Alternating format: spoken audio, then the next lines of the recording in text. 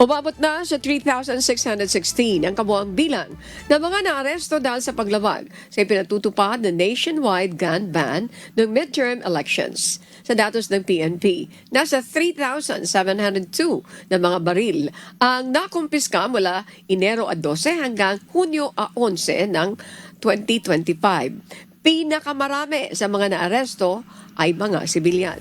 Sinundan ito ng security guards, foreign nationals, PNP personnel, sundalo at elected government officials.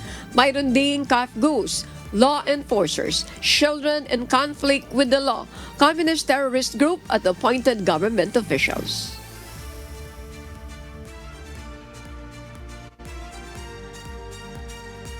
Naitala naman sa Metro Manila ang pinakamataas na huli na nasa 1,271. Sinundan ito ng Region 3, Region 7 at Region 4A.